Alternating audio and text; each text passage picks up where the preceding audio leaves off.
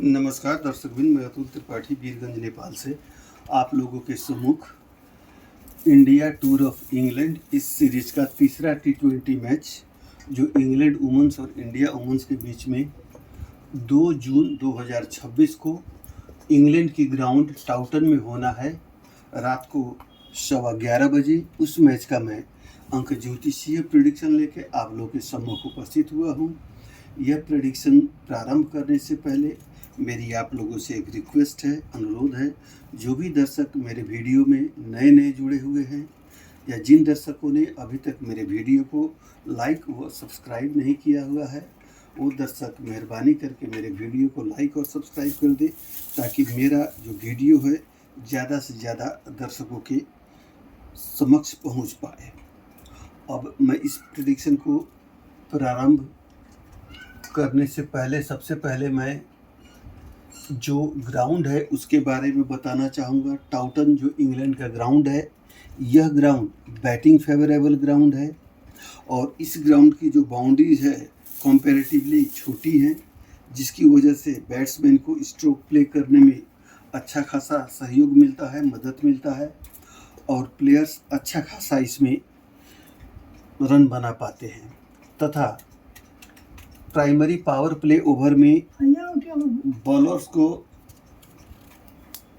नए बॉल होने की वजह से स्विंग मिलती है, तो पावर प्ले की ओवर में जितनी रन बनाने की चांसेस रहेगी उतनी ही विकेट लेने की भी चांसेस रहेंगी।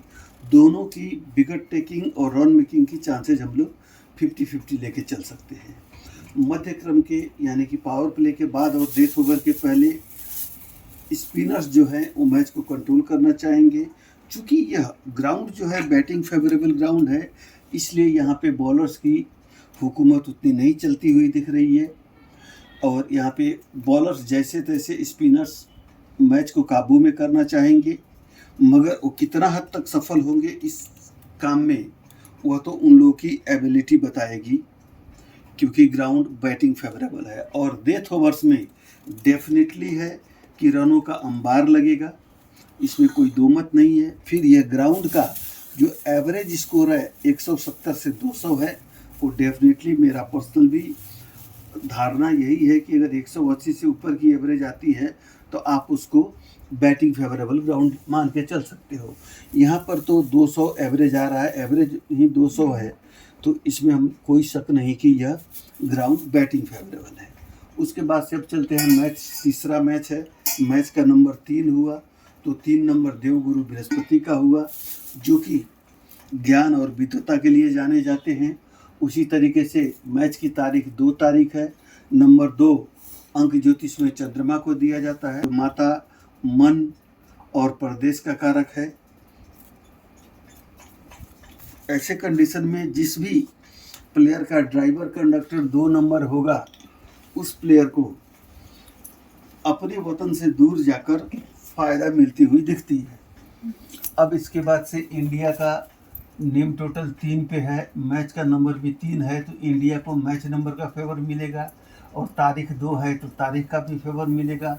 वहीं पे इंग्लैंड का नेम टोटल 8 है, यह शनि का नंबर हुआ। शनि को यूँ तो जज ऑफ जस्टिस कहा जाता है, न्यायकर्ता कहा जाता है, मगर ये दैत्य ग्रुप के होने की वजह से और मैच नंबर और मैच डेट देव ग्रुप की होने की वजह से 8 अंकों को यहाँ पे उतनी फायदा नहीं मिलेगी। उसके बाद से चार्ली डीन जो कैप्टन हैं इंग्लैंड के, इनका नेम टोटल 8 है, तो कैप्टन का भी नेम टोटल 8 और इंग्लैंड का भी नेम टोटल 8, नंबर और डेट एंटी हैं। तो यहाँ पे इंग्लैंड की स्थिति थोड़ी चिंताजनक लगती है प्राइमरी कैलकुलेशन के हिसाब से। इंडिया का नेम टोटल 3 और हरमनप्रीत कौर का नेम टोटल 8, तो यहाँ पे हरमनप्रीत कौर का नेम टोटल और चार्ली डीन का नेम टोटल दोनों का 1 है। तो मिला जुला के टीम की कहा जाए तो टीम को फेवर, इंडिया टीम को फेवर मिल रहा है, इंग्लैंड टीम को नहीं मिल रहा है। मोटा मोटी डिफरेंसेज यही है। अब यहाँ तक की कैलकुलेशन में हम लोग यह कह सकते हैं कि इंग्लैंड की विनिंग चांसेज आप 48% लेके चलिए और इंडिया के लिए आप 52% लेके चलिए। अब यहाँ पे चार्ली डीन का डेट ऑफ बर्थ है 22/12/2000, इनका driver 4, conductor 9, angel 6, hidden secret 7 और 9।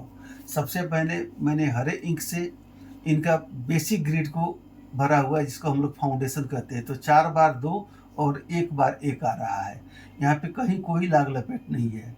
मैच वाले दिन का 222 और 66 आ रहा है, यहाँ पर भी कोई लाग लपेट नहीं है। और हरमनप्रीत कौर का डेट ऑफ बर्थ है 8 मार्च 1989। तो इनका हम लोग ग्रिड बनाते हैं तो यहाँ पे 1 डबल 8 3 3 डबल 9 आ रहा है। इसके बाद से 8 2 4 ड्राइवर, कंडक्टर और एंजल नंबर, मूलांक, भाग्यांक और देवांक, इसको रख देने के बाद तथा इनका नेम टोटल 8, इंडिया का नेम टोटल 3 और ग्राउंड का नेम टोटल 9, ये रख देने के बाद हम यह देख पाते हैं कि इनका लॉन्ग विजन और मेंटल ग्रिड कंप्लीट है। उसी तरीके के तमाम अंकों को मैच वाले दिन में कंप्लीट करने के बाद यहाँ पे गोल्डन ग्रिड, टारगेट ग्रिड और प्रैक्टिकल ग्रिड कंप्लीट हो रही है। और जैसा कि मैंने कहा हुआ है, आपको होम ग्राउंड पे सक्सेस के लिए आपके ग्रिड में 1, 6, 8 तथा 7 होने चाहिए। वहीं आउट ऑफ होम ग्राउंड जाने के लिए 9, 3, 1, 7 एंड 5 होना चाहिए। और ग्राउंड की जो कॉम्बिनेशन है 8, 1, 6 यहाँ पे आ रही है, जो कि 8, 1, 6 यहाँ पे है। तो कहीं ना कहीं ये ग्राउंड बोल रही है कि होम टीम की ग्रिड अच्छी हो, होम टीम को ये ग्राउंड फेवर कर रही है, इंग्लैंड वालों को फेवर कर रही है। मगर सारे भरने के बाद यहाँ पे मेंटल ग्रिड, एक्शन ग्रिड और प्रैक्टिकल ग्रिड आ रहा है, जिसमें कि 3 ग्रिड में 1 ग्रिड प्रैक्टिकल ग्रिड इनका कंप्लीट है। उसी तरीके से इंडिया का 2 ग्रिड है, 2 ग्रिड में कोई भी ग्रिड यहाँ पे कंप्लीट नहीं है, 2/0 आएगा। तो ग्रिड के मामले में इंग्लैंड फेवर हो गई। तो यहाँ पे आके मैच का रुझान, क्योंकि ये तथ्यों पे चल रहा है, तो मैच का जो रुझान है अब जाके इंग्लैंड की तरफ आ रही है। और मैच के दिन में पूर्वाषाढ़ा नक्षत्र में चंद्रमा चल रहे हैं, जो कि पूर्वाषाढ़ा नक्षत्र का नियंत्रण जो है वो शुक्र के पास है। और शुक्र विलासिता, भोग के कारक हैं।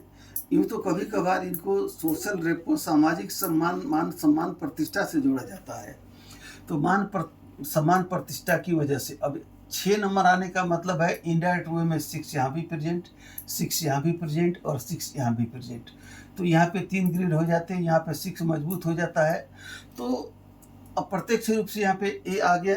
इसके बाद से अब हम लोग को देखना है कि 3 नंबर से आने वाले अल्फ़ाबेट, 2 नंबर से आने वाले अल्फ़ाबेट और 6 नंबर से आने वाले अल्फ़ाबेट स्टार्टिंग नेम कौन कौन से, उन सबको देखने के बाद और प्लेयर्स की बैक हिस्ट्री देखने के बाद मैंने कुछ नाम यहाँ पे पिकअप किए हुए हैं। जैसे इंग्लैंड की तरफ चार्ली डीन है, सोफिया डंकले हैं, डेनियल गिब्सन हैं और एलिस कैप्सी हैं। इंडिया की तरफ ऋचा घोष हैं, स्मृति मंधाना हैं, श्री चरनी हैं और रेणुका शाह हैं। यहाँ तक की कैलकुलेशन में मैं इस नतीजे पे पहुँचा हूँ कि 53% विनिंग चांसेस इंग्लैंड का, 47% विनिंग चांसेस इंडिया का। यहाँ पे काफ़ी टाइट मुकाबला चलेगा। अब यहाँ पे बात क्या आती है कि इसके अलावा मैं अन्य ग्रह गोचर, प्लानेटरी पोजीशंस को देखने के बाद, ग्रह की स्थिति वगैरह देखने के बाद मैं इस नतीजे पे पहुंचा हूं कि अभी की प्रेडिक्शन में इंग्लैंड जीत रही है।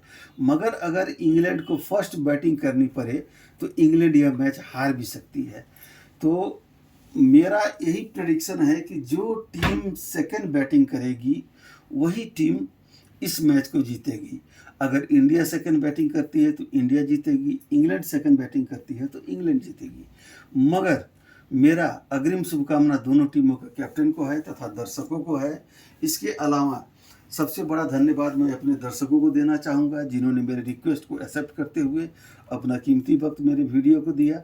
इसके लिए मैं तहे दिल से उन लोगों का आभारी हूँ। तथा इसी बात के साथ साथ मैं अभी आप लोगों से वीडियो से इजाज़त चाहूँगा।